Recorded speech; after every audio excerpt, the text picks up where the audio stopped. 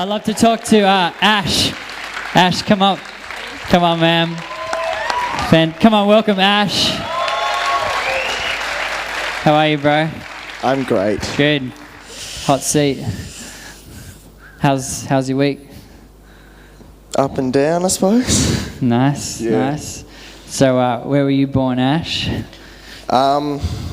Narracourt, South Australia. Narracourt, yeah. Nice. Narracourt? Yeah, it's a little town, about 3 hours south? East of Adelaide. Oh, okay, so not Narra down on the south coast, No, like Adelaide. Narracourt in South Australia. Yeah, never heard of it. Most people haven't. That's cool. What was it? How long were you there for? I have no idea. My whole family's probably lived in every town in South Australia.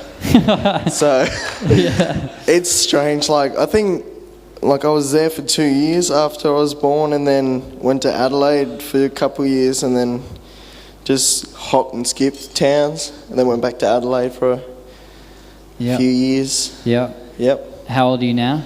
I'm now 18. 18. Yeah. Getting old, man. So, how'd you find your way to Sydney? How'd your family come up? Well, we were part of a little CCC church in Adelaide called CCC Shores, and it was a tiny 50 people church, and the pastor every year would come up here for what was called Ozfire back in the day. Yeah. And my mum was like, all right, we're going to go up there one year. So we came up here, and we went for Ozfire, and I was just like this little skater punk back then, just like, yeah, I'll just sit at the back with my mum.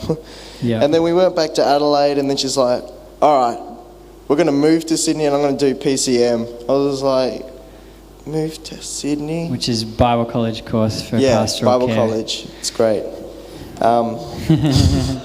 So yeah, she decided to move up here and take us up here. And how old were you then?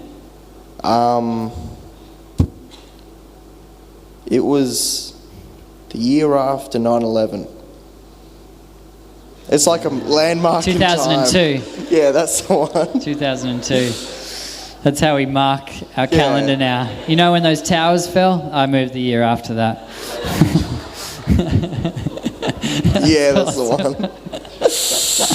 I love it. So what was that like for you, leaving what you knew and it was familiar to a big, kind of church and city? And it's hectic, dude. Yeah? Oh, I can't. It was just something completely different.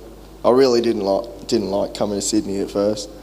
What about it was... Just had no friends, went to a crappy school. Yeah. And just didn't really have much here, and we all lived in a 1-room unit together, me, my sister and my mum, and it was just full on. And then went back to Adelaide actually a year later, and I just went back and said, how crappy is Adelaide? It's such a hole, there's nothing to do here.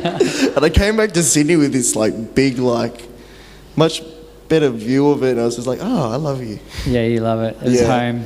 It's amazing. You have to go back to something to realise what something else is. Yeah. So when you went back and you got you came back here, and was that just with your sister, mum? Yeah.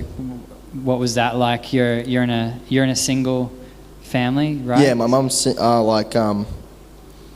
a bit of history with that. My mum, my dad left ages ago when I was 3 or 4. Yeah. And he'd come and go whenever. Yeah. But when I was 7, he actually passed away. Killed himself because he couldn't make it to Christmas one year. Yeah. So he passed away then, and ever since then it's just been me, my mum, my sister. We've been with our aunties and cousins and stuff, and we've all been really close. But yeah, we all moved just by ourselves up here and really done the hard times together, and it's been great. You can feel the air sucked out of the room when you kind of say that. That's a pretty full-on thing to have to deal with. How can you still be in church and believe in God when something like that goes on? It's weird, but... sorry, I just don't know how to put it. It's a smoked machine, don't worry about it. I think the thing that's really kept me in church and like me together with everything that has happened in my life is probably my mum. Like my mum I don't know how she does it, but she's picked up so much slack that the husband would have to do in the relationship. She's had to hold this family together, and she's interceded and she's prayed and she's done all that. And that's probably the one thing that's kept me into church, not going completely off the rails. And I thank her like all the time. Wow, so it's gonna be. I can't imagine what it'd be like with that. So Mother's Day is pretty awesome this Sunday for you. I forgot about it until 2 days ago. I think you should go out and get her something pretty awesome. Yeah, she actually had to remind me. Really? Yeah. That's how awesome a mum she is. She pretty reminds you of yeah. Mum's Day. Yeah. So I guess you're coming into, adulthood and kind of learning to make your own decisions as an 18-year-old, and your mum's got you this far. Yeah. But what's going to, discovering a relationship with your own relationship with Jesus and all that kind of stuff, like where are you at with that, and how are you going about that as an 18-year-old guy? I know it's not easy, but...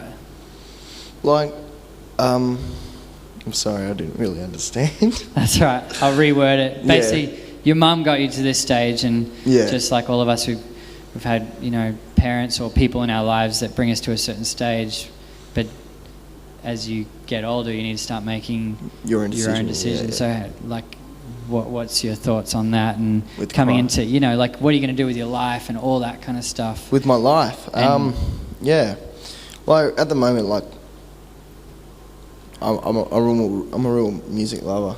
Yeah. Like that's my passion. Like that's what I feel God's called me to. Yeah. To use my music to go out and minister to younger guys. That's awesome. And be able to bring a light into such a dark area.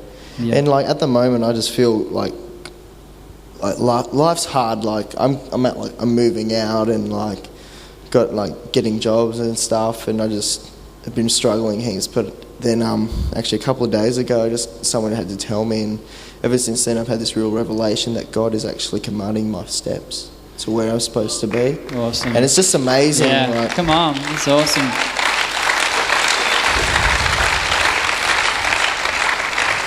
That's great. And I noticed you got a couple tats there. What's your latest one? The ones on my hands. What's it say? Why don't you show the people? It says brick by brick, stone by stone. Brick by brick, stone by stone. What does that mean for you? They're actually lyrics by a band called War of Ages. They're a Christian heavy metal band over in the States. And the song pretty much is talking about building the church using like their methods, the methods of like heavy metal music, building the church and building the vision of God through that way. That's awesome. And that's like, I want to grasp onto that, and what a better reminder than to get it permanently put on my hands. It's definitely, you're not going to forget it. No. That's awesome. Ash, I think you're an amazing young man, and I think the fact that you're in here, I don't think any of us should complain about our life, but you really, through loving Jesus and loving other people, you glorify God through that, and I take my hat off to you, man. You're an amazing guy. Thank you very much. Yeah. Come on, give it up for Ash.